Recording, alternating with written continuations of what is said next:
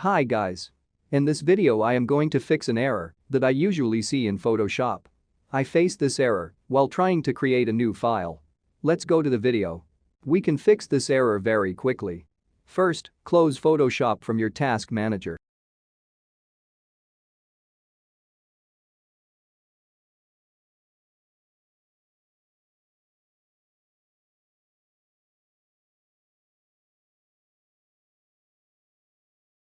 Wait a few seconds after Photoshop closes. Then, open Photoshop again. When you have Photoshop open. Now, you can go to Edit Settings in this section. Here, you go to the Preferences option and then click on General.